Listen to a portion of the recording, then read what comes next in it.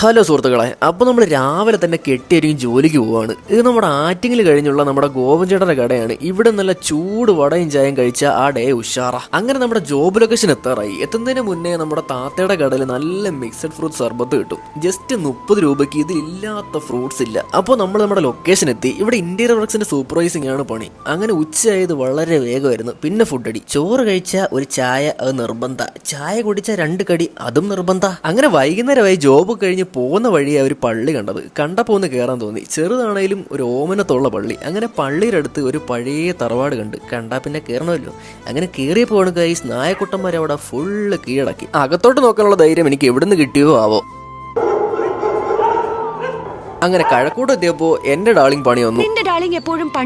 അങ്ങനെ നടക്കുമ്പോൾ വഴിയിലുള്ള കടകളെല്ലാം മാടി വിളിക്കുന്നുണ്ടായിരുന്നു. ബട്ട് പ്രലോഭനങ്ങളിൽ ഞാൻ വീഴാറില്ല. അപ്പോഴാണ് ഈ കട പേര് ഞാൻ കണ്ടത്. കൊള്ളാല്ലേ. അങ്ങനെ ഡാർലിങ്ങിന് ഫുഡും കൊടുത്ത് ഇന്നത്തെ ടുഡേ അവസാനിച്ചിരിക്കുന്നു ഗൈസ്.